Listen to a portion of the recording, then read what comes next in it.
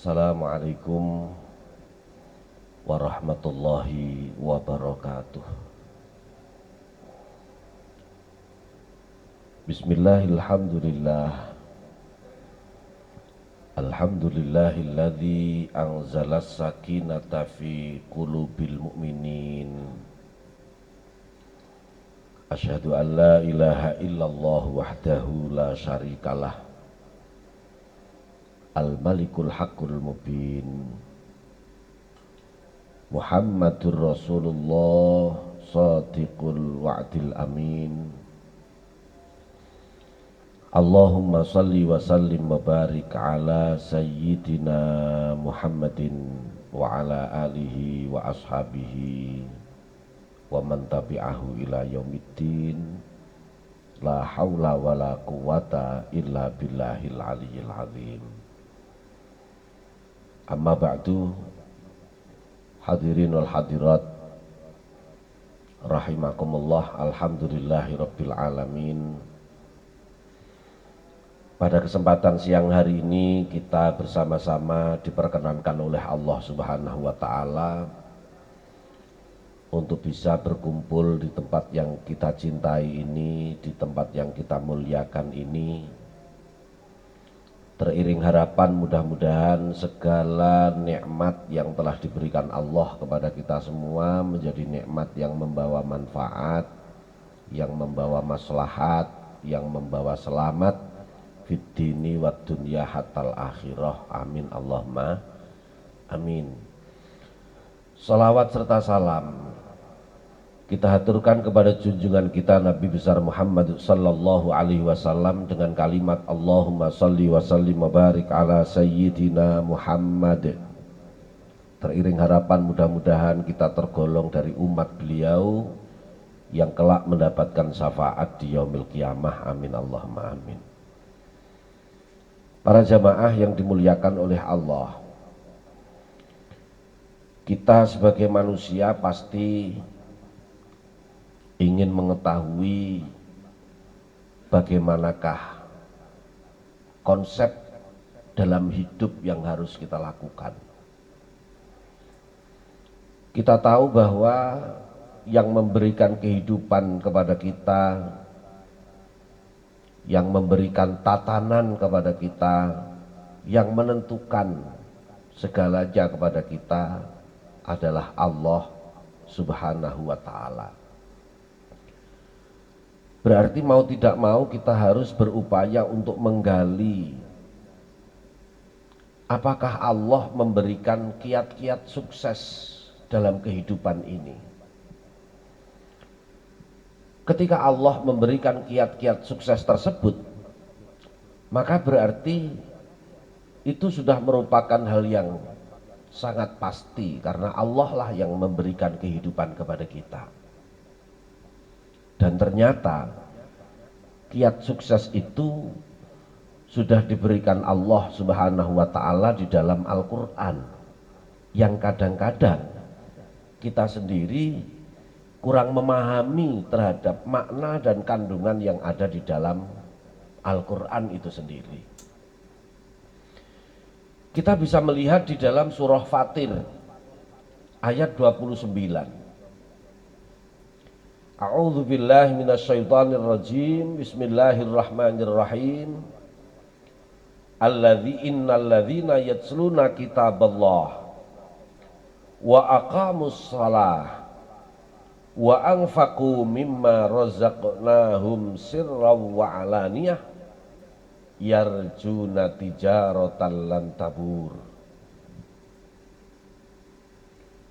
Di dalam ayat ini Allah Subhanahu wa ta'ala berfirman, sesungguhnya orang-orang yang selalu membaca kitab Allah, yakni Al-Quran, mendirikan sholat dan menafkahkan sebagian rizki yang telah kami anugerahkan kepada mereka, baik secara sembunyi-sembunyi atau terang-terangan, mereka itulah yang mengharapkan perniagaan yang tidak akan merugi. Kalimat yang perlu kita kunci adalah kalimat tijaratan lan tabur, perdagangan atau perniagaan yang tidak akan merugi. Dan di situ ada kalimat yarjuna, mereka itulah yang mengharapkan. Berarti dari kalimat ini kalau kita bisa memahami, apabila kita ingin menjadi orang-orang yang mengharapkan perniagaan yang tidak akan merugi, maka kita harus melakukan apa yang telah dinyatakan sebelumnya.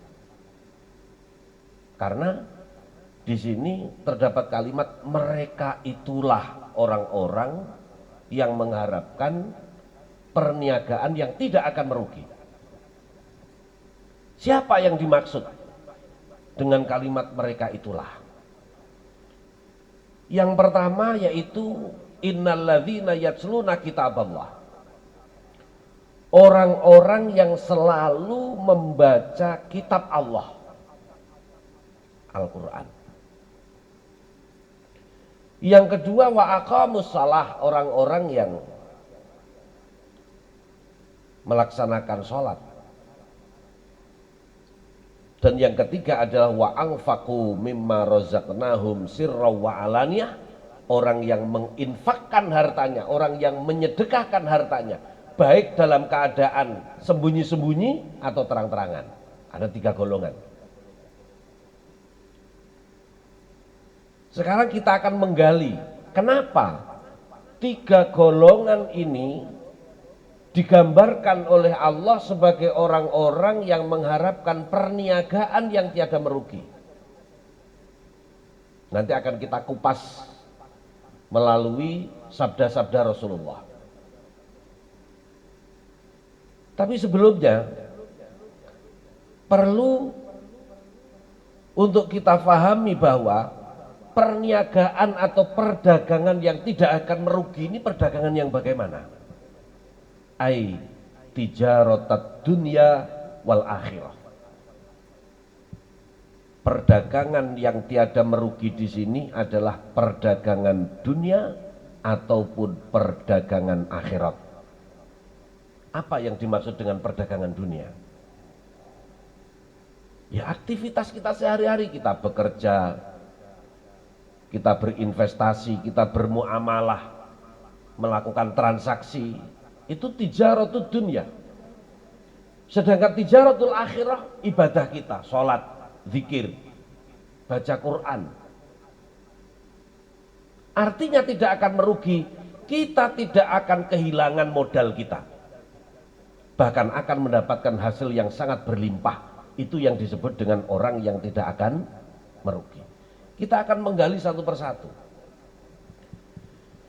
Yang pertama, selalu membaca Al-Quran. Saat ini banyak orang yang menganggap kalau ditanya apakah cinta Al-Quran, jawabannya cinta. Ya kan? Tapi kalau ditanya apakah setiap hari membaca Al-Quran, jawabannya belum tentu.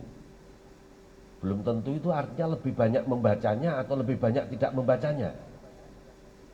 Pasti jawabannya lebih banyak tidak membacanya. Sekarang kita akan menggali melalui dari konsep hadis. Saya ambilkan dari hadis yang diriwayatkan oleh Imam At-Tirmidzi dan Imam Al-Baihaqi.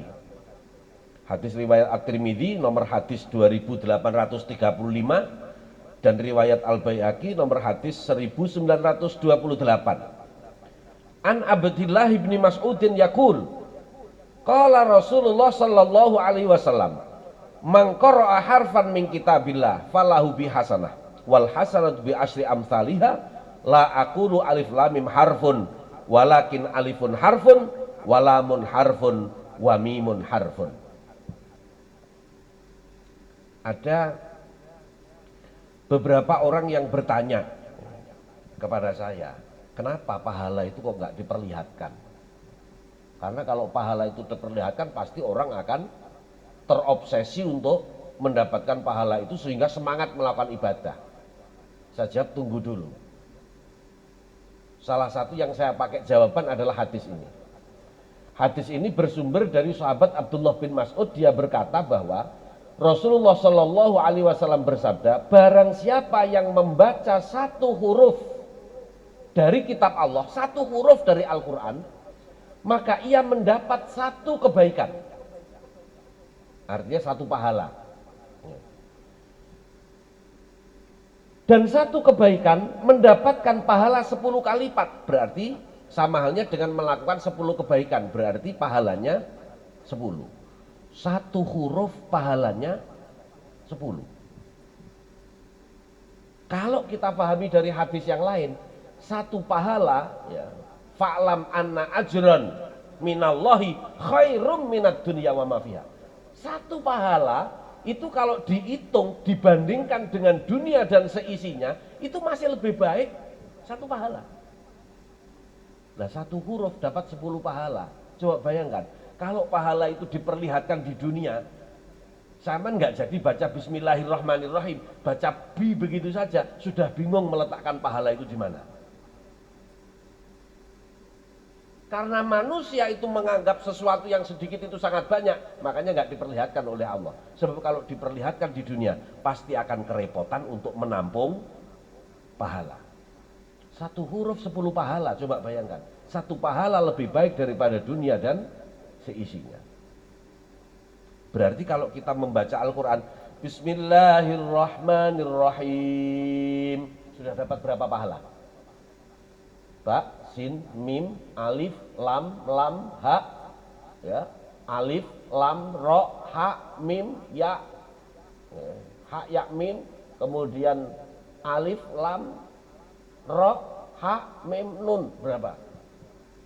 14 huruf. Kalau 14 huruf berarti membutuhkan mendapatkan pahala 140 pahala, coba bayangkan. Dengan membaca Bismillahirrahmanirrahim. Wala aqulu alif lam mim harfun. Alif lam mim itu bukan satu huruf. Kata Nabi. Walakin alifun harfun, walamun harfun, wa mimun harfun. Jadi ketika kita baca alif lam mim, itu bukan satu huruf, itu sudah 3 huruf. Alif 1 huruf, lam 1 huruf, mim 1 huruf. Berarti dapat berapa pahala alif lam mim? Sudah dapat 30 pahala, coba bayangkan. Loh maaf Pak Kiai, saya baca Qur'annya itu masih grudal-gradul ya Pak Kiai. Gimana? Nggak apa-apa. Kadang-kadang orang itu nuwun sewu ya, merasa malas baca Quran karena merasa baca Qurannya nggak lancar.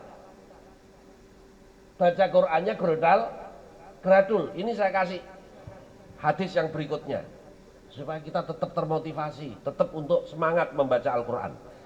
Ini hadis diriwayatkan oleh banyak imam, Imam Ahmad, Imam Al-Baihaqi, Imam Ibnu Hibban, Imam At-Tirmidzi dan Imam Abu Dawud. An Aisyah taqalat, qala Rasulullah sallallahu alaihi wasallam, Rasulullah bersabda, alladzi yaqra'ul Qur'an wa huwa mahirun. Orang-orang yang membaca Al-Qur'an mahir, pinter, ma'as safaratil kiramil baroroh, maka disertai oleh para malaikat. Jadi dia kemanapun itu akan senantiasa diikuti oleh para malaikat. Itu kalau bacaannya mahir, kalau bacaannya pinter, bacaannya fasih. Walladzi yaqra'uhu wa huwa alaihi syaqun. Sedangkan orang yang berat atau sulit membaca Al-Quran, gradul tadi itu, bagaimana nggak berat? Satu ayat itu bisa 2 jam. Ya, krono saking nemene gradul. Falahu ajroni, maka dia dapat 2 pahala. Lo coba, enak malah gradul, ganjarannya double. Siji ganjarane gradul, loro ganjarane gradul. Wajan mocone gradul? Enggak. Lahu ajroni, dari mana dia dapat 2 pahala itu? 1, ajru qiraatil Quran, pahala membaca Al-Quran tetap dapat. Yang kedua, ajru ta'allumil Quran, pahala mempelajari Al-Quran. Wah, gradul itu kan pasti orang belum bisa.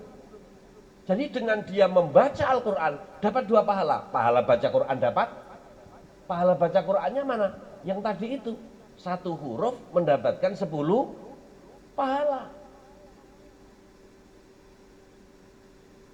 Kemudian juga dapat pahala belajar. Makanya istimewa banget ini bagi yang gradul. Jangan patah semangat. Baca Al-Quran. Meskipun cuman misalkan ya, mau baca ayat wa ma arsalnaka illa rahmatan lil alamin. Lek wong gradul kan kangelan. Isone gur wama tok. Wama apa iki terusane? Wama 1 ayat bisa 2 jam. Wis gak usah angel-angel. Baca yang mudah saja. Faqra'u ma tayassara minal Qur'an. Bacalah yang mudah dari Al-Quran. Bisanya cuman wama. Ya wis wama kowe dibaleni ping bolak-balik. Loh, kenapa begitu?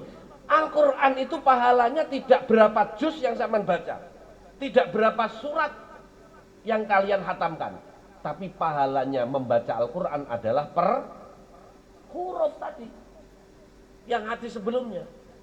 Kalau per huruf berarti jenengan baca wama itu saja, itu sudah 3 huruf, wawu mim alif. Wama baleni mana? Wama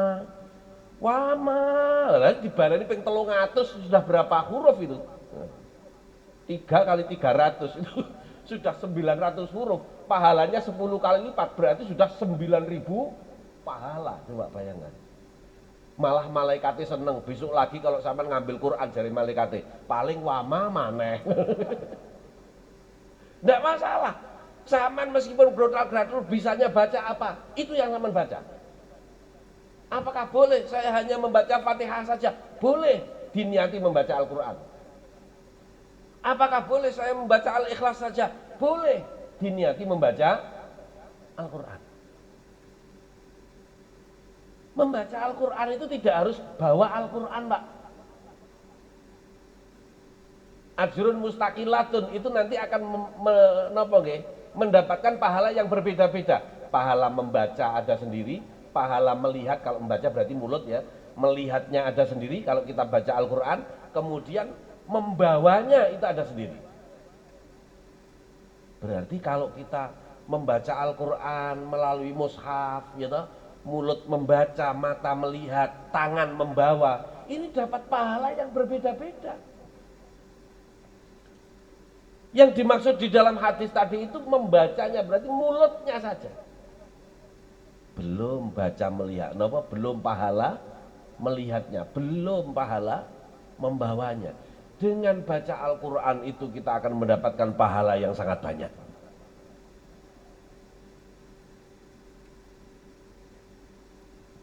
Apalagi, mohon maaf, saat ini sudah hampir semuanya menggunakan HP yang Android, HP pinter, smartphone. Bisa diinstal aplikasi Al-Quran. Berarti dimanapun kita bisa membaca Al-Quran. Sudah tidak ada alasan. Mungkin kalau orang dulu jarang membaca Al-Quran ya karena memang sulit untuk membawa Al-Quran itu kemana-mana. Tapi sekarang orang mau alasan tidak membawa Al-Quran, nggak bisa. Coba, kira-kira ketika rajin membaca Al-Quran itu salah satu di antara kunci hidup sukses kita dan merupakan ibadah yang mudah kita lakukan dimanapun, juga merupakan ibadah yang banyak pahalanya, yang besar pahalanya. Kalau sholat itu jenengan menghitung pahalanya itu dari takbiratul ihram sampai salam, itu baru dapat pahala 10. Kalau baca Quran per huruf 10. Makanya ayo kita perbanyak membaca Al-Quran. Dimanapun kapanpun. Kecuali kalau memang aktivitas kerja, jangan digunakan untuk membaca Al-Quran. Itu justru malah zalim. Ada orang yang bertanya, apakah amal soleh itu selalu menjadi amal soleh? Belum tentu. Amal soleh kelihatannya bagus, tapi itu menjadi amal yang jelek. Dasarnya apa? Dasarnya apa yang disampaikan oleh Sayyidina Ali karramallahu wajhah.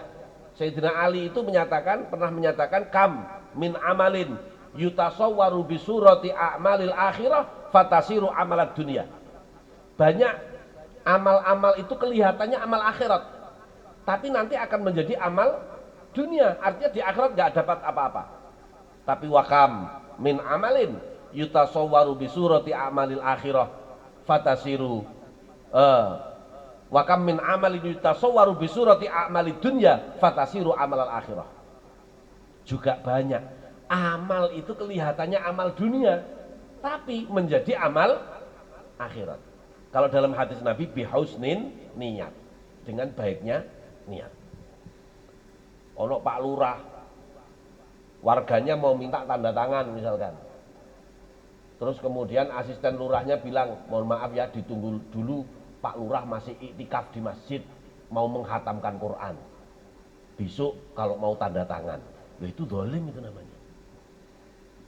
Karena tugasnya lurah itu bukan menghatamkan Quran, tapi tugasnya lurah adalah melayani masyarakat. Itu satu contoh sederhana. Amalnya amal akhirat, tapi hanya menjadi amal dunia, muspro. Ada amal dunia bisa menjadi amal akhirat. Contoh, kita menyeberangkan orang. Siapa yang ngomong menyeberangkan orang itu amal akhirat? Tidak ada. Dan niat kita tulus untuk menolong orang tersebut. Dapat pahala enggak? Dapat pahala. Padahal itu amalnya amal dunia. Tapi bisa menjadi amal akhirat. Itu satu gambaran sederhana para hadirin jamaah yang dimuliakan oleh Allah. Oke, makanya mari ya, kita optimalisasi membaca Al-Quran. Sudah apapun yang jenengan bisa, diniatkan baca Al-Quran. Mau sore awake dhewe ini agamane Islam, Al-Quran sebagai panduan, tapi ternyata jarang dibaca. Ini makanya syarat yang pertama kalau kita ingin perniagaan kita sukses, perniagaan kita tidak akan merugi, selalu membaca Al-Quran. Bahasanya selalu, yatsluna, itu pakai fi'il mudhari' di ayat tadi, innalladzina yatsluna kitaballah. Selalu membaca Al-Quran. Sama lihat di terjemahnya, di Al-Quran terjemah yang ada di HP itu, surat Fatir ayat 29, pasti ada kata-kata selalu di situ. Artinya selalu itu bagaimana? Rutin. Ojo koyo wong anyang-anyangan kadung kumat, Masya Allah, koyo gak kenal liyane maca Quran tok. Gitu. Tapi lek wis teko penyakite, wis belas gak tahu maca Quran, malah kadang-kadang Al-Qur'annya diletakkan di mana wis bingung misal. Sudah kehilangan jejak karena nggak pernah dibaca Al-Qur'annya. Ini kunci sukses yang pertama. Sekarang kunci sukses yang kedua. Kalau dalam Al-Quran tadi itu innalladzina yatsluna kitaballah, yang pertama membaca Al-Quran, yang kedua wa aqamus shalah. Selalu sholat. Sholat yang dimaksud itu sholat apa? Kalau yang dimaksud dengan wa aqamus shalah itu adalah sholat fardu, is okay. Semuanya pasti, rata-rata mayoritas umat Islam sudah melakukan sholat 5 waktu, wis jangkep lah, gak bolong-bolong, kecuali yang bolong, kan begitu kan? Semuanya wis jangkep, kecuali yang bolong. Ternyata di dalam tafsir-tafsir itu diterangkan, wa aqamus shalah, mendirikan sholat itu tidak hanya sholat fardu, jadi fardon kanat au naflan, baik itu sholat fardu atau sholat sunnah. Ternyata ada tambahan, tidak hanya sholat fardu tapi sholat sunnah. Makanya coba panjenengan lihat orang-orang yang tahajudnya istiqomah, duhanya istiqomah, ya, itu rata-rata kehidupannya stabil, baik secara zahir kasat mata atau secara batin itu lebih stabil daripada yang sholat sunnahnya nggak tertata. Itu bisa dilihat. Apalagi ketika ngomong kita dalam kehidupan ini banyak butuh nggak kita kepada Allah? Siapa yang nggak punya butuh kepada Allah? Lah padahal kan yang disebut dengan sukses itu kan berarti kan mendapatkan banyak kenikmatan dari Allah. Usahanya lancar, duitnya akeh, kan begitu kan? Itu yang dimaksud dengan perniagaan yang tidak akan merugi. Nah, ketika kita masih berusaha untuk mendapatkan itu semua, berarti kita harus meminta kepada Allah. Dan ini sebenarnya juga sudah dijelaskan di dalam hadis yang diriwayatkan oleh Imam At-Tirmidzi. An Abdullah bin Abi Auf qala Rasulullah sallallahu alaihi wasallam man kanat lahu ilallah hajatun au ila ahadim min bani adama falyatawadda falyuhsinil wudu summal yusalli rakaataini. Rasulullah bersabda, barang siapa memiliki hajat kepada Allah atau kepada seseorang, maka berwudulah dengan baik, lalu sholatlah 2 rakaat yang kita kenal dengan istilah sholat hajat. Berarti gimana kesimpulannya? Bapak Ibu, panjenengan kalau punya hajat kepada Allah atau punya hajat kepada orang lain, ya, ojo langsung jaluk begitu saja. Kan selama ini kita sholat hajat nggak pernah, tapi menyampaikan hajatnya itu ribuan kali, gitu. Allahumma lancar usahane, Allahumma akeh duite, Allahumma waras awake. Tapi sholat hajat gak tentu dilakoni. Padahal jelas di sini Rasulullah memberikan aturan, kalau kita punya hajat, baik itu kepada Allah atau kepada seseorang, ya apa rek wong iki supaya kenek tak lobi iki ya apa iki. Ojo langsung ya Allah muga-muga si fulan iki kenek kula lobi ya Allah. Ojo langsung ngono. Fal yusolli rakaataini. Salat 2 rakaat. Kemudian berdoa kepada Allah. Jadi salat ini salat hajat, usolli sunnatal hajati rakaataini lillahi taala. Nek gak iso cara Jawa, kula niat salat hajat krana Allah. Setelah sholat hajat 2 rakaat, ndonga kepada Allah, berdoa kepada Allah. Imam Ghazali di dalam kitab Ihya Ulumuddin, beliau menyatakan banyak orang yang sholat hajatnya cuma sekali, tapi langsung hajatnya brodol kabeh. Proposal kok didobel-dobel, kan begitu kan? Ya 2 rakaat sholat hajat itu 1 hajat. Saya masih punya hajat lagi yang lainnya, sholat lagi 2 rakaat. Minta lagi, misalkan sholat 2 rakaat, assalamualaikum warahmatullahi, assalamualaikum warahmatullahi, donga Allahumma sugih. Sholat mana? Sholli sunatal hajati rakaat ini, Allahu akbar, assalamualaikum, assalamualaikum, Allahumma lancar. Ngono. Baru sholat mana? Allahumma waras. Ojo sholati gurung rakaat, Allahumma sugih, lancar, waras, selamat dunia akhirat jari malaikate, akeh mendul-dul. Salate gorong rakaat akeh sing dijaluk. 2 rakaat 1 hajat, 2 rakaat 1 hajat. Insyaallah makbul. Saya malah pernah ada teman saya datang kepada saya. Mohon maaf nih. Saya ini istrinya lebih dari 1.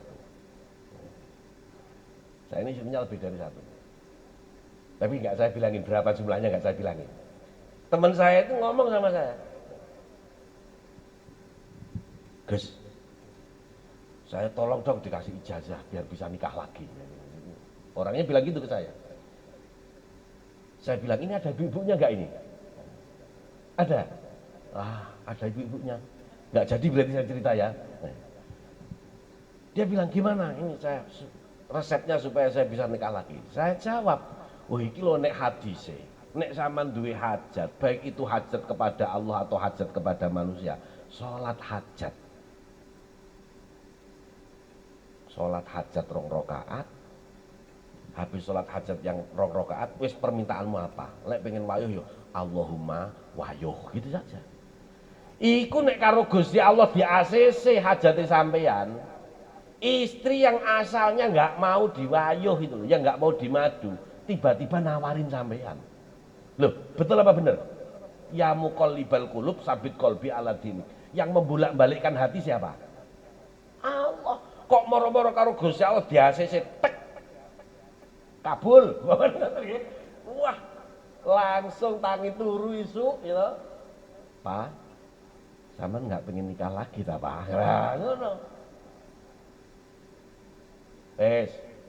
Setelah saya kasih amalan itu diamalkan sama teman saya. Dan alhamdulillah nggak lama itu belum nikah lagi juga. Terus konangan gitu, konangan sama istrinya. Wah, akhirnya istrinya ini ngeluruk sama saya. Apa ngeluruk? Ngelabrak ke saya. Gus, sampean ngekei amalan yang bojoku ben wayu mana ya? Wah, sampean gak jelas.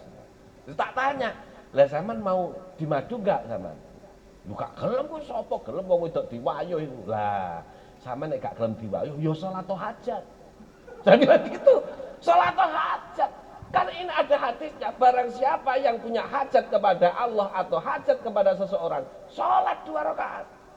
Bar salat 2 rakaat, ndonga, Allahumma moh wayuh. Wis wis, enak wis dongane wis. Lah, kira-kira nanti yang di ACC yang mana sama Allah? Kan begitu saja. Paham? Nah, itu. Jadi ibu-ibu juga sama. Jadi nggak usah khawatir. Waduh, bapak-bapak oleh ijazah wayuh. Lah, ibu-ibu juga dapat ijazah supaya gak diwayuh kan begitu kan? Bagaimana caranya? Sholat hajat. Makanya nanti dilihat mana yang rutin sholat hajat. Saya yakin itu yang diijabah. Wes, ngono tok. Tenanan apa gak? Lek tenanan rutin sholat hajat. Insya Allah cepat diijabah oleh Allah. Itu. Wong saya dulu resepnya juga begitu kok. Wis pokoknya, bojo gak sholat hajat, aku sholat hajat gitu.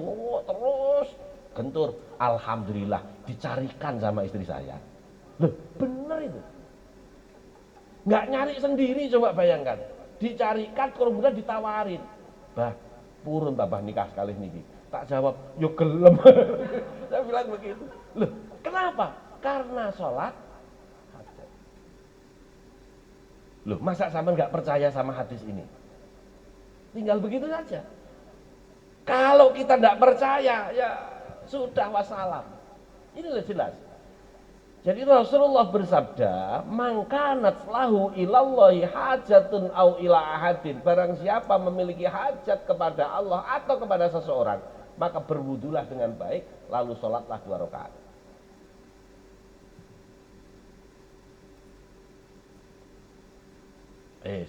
Baca Quran sudah. Kemudian yang kedua adalah rutin sholat, termasuk sholat sunnah. Yes, minimal sholat hajat tok, gak apa-apa lah.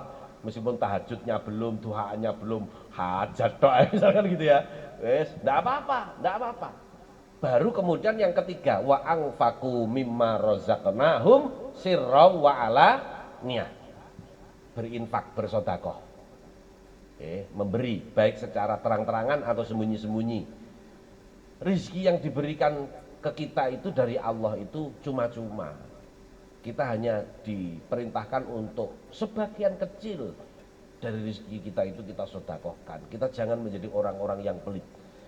Karena orang yang pelit itu pasti adalah menjadi orang-orang yang akan mendapatkan hukuman dari Allah. Paman lihat bagaimana Korun, sama lihat bagaimana Fir'aun, sama lihat bagaimana Namrud, sama lihat bagaimana Haman, yang semuanya dihukum oleh Allah karena kepelitannya itu. Jadi ada kesempatan bagi kita, siapapun yang memang berhak, baik itu untuk kepentingan agama atau untuk kepentingan sosial, masjid, musola, pondok pesantren, apalagi panjenengan kalau cerdas digunakan untuk hal-hal yang sifatnya amal jariah. Ini ada pondok pesantren tahfidzul Quran, kita bantu. Maka sebanyak apapun santri yang dihasilkan penghafal Al-Quran itu, kita berhak mendapatkan pahala dari mereka semua itu. Itu amal jariah. Sekali kita beramal, pahalanya akan terus mengalir. Mungkin ini sementara yang kita bahas, yang kita kaji pada pertemuan kali ini.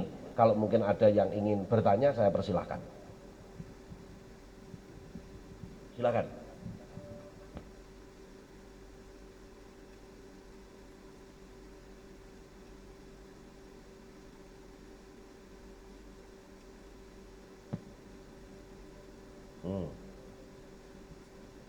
Ya, sholat hajat ini bagusnya di waktu apa? Sebenarnya tidak ada larangan mengerjakan sholat hajat, baik sholat malam, baik di malam hari ataupun di siang hari, selama tidak di waktu-waktu yang dilarang oleh agama. Waktu yang dilarang itu kapan?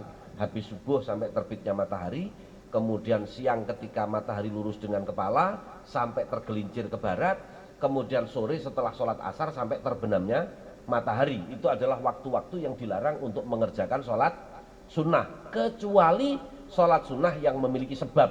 Nah, sementara sholat hajat itu bukan termasuk sholat yang memiliki sebab, artinya bisa ditunda pengerjaannya, makanya tidak boleh pada waktu-waktu yang dilarang. Tapi kalau yang ditanyakan kapankah pelaksanaannya yang terbaik, ya yang jelas waktu-waktu mustajabah.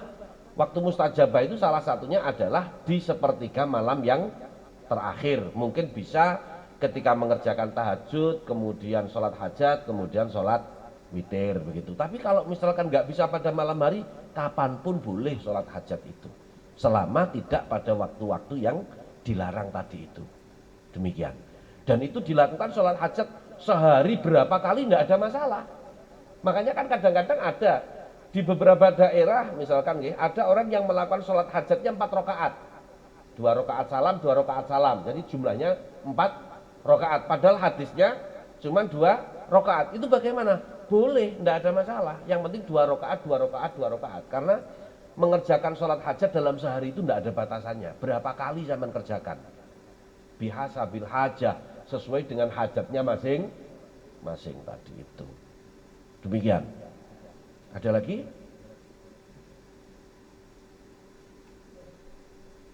Ya, silahkan.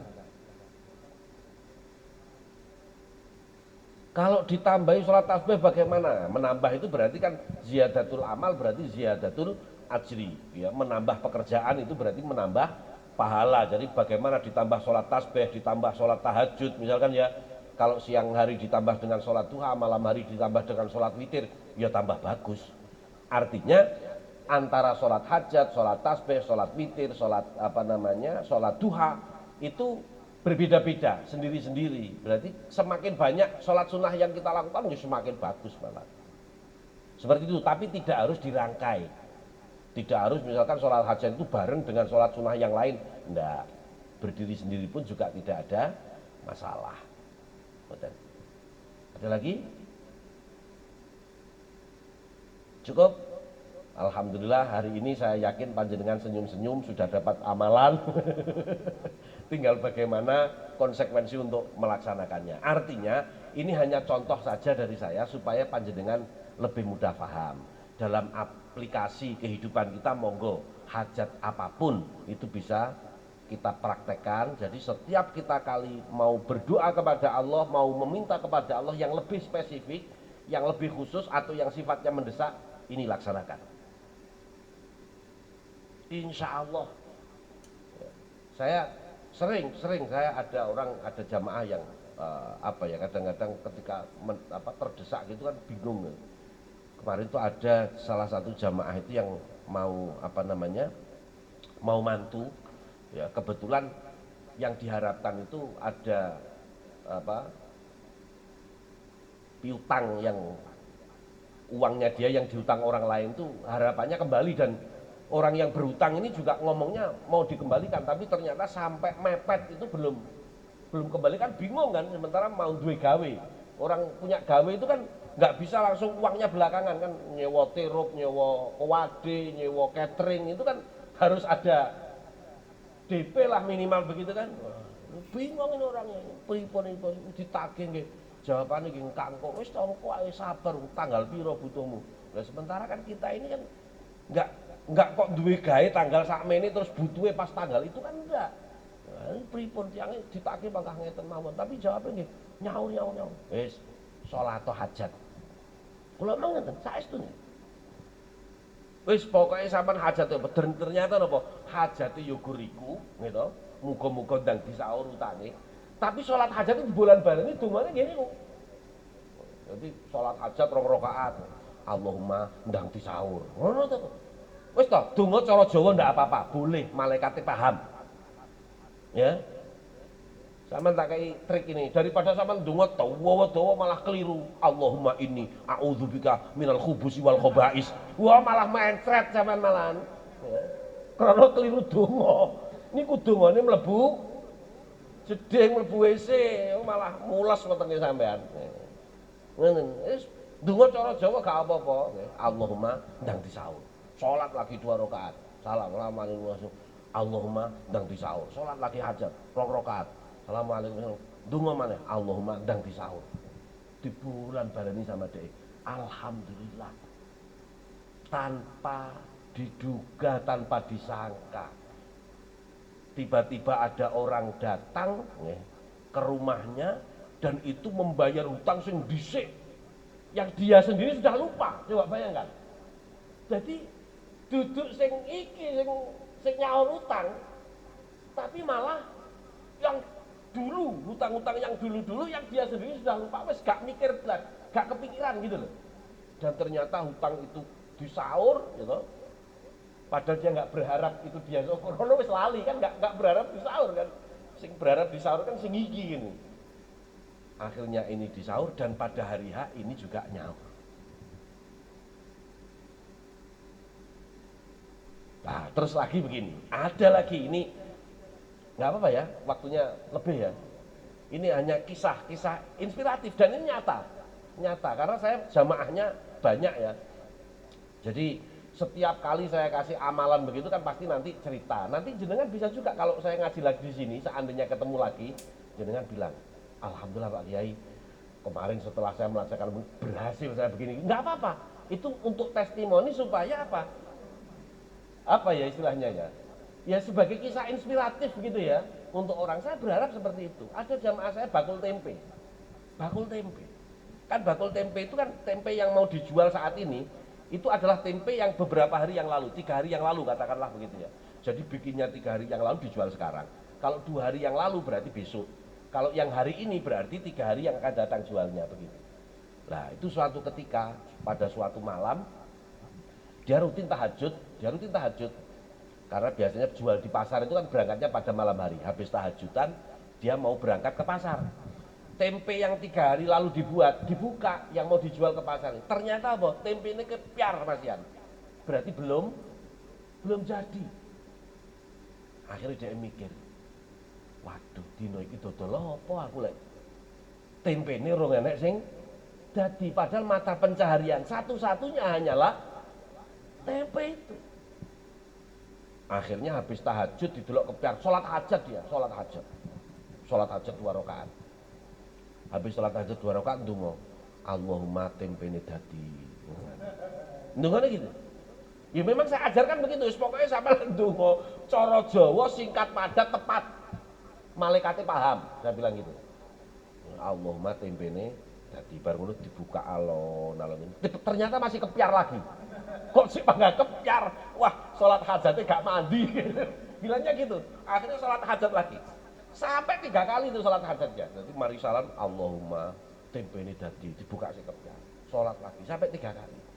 Baru setelah itu dia nekat. Wis gak apa-apa wis, masih kepiar-kepiar itek tak gawa ning pasar.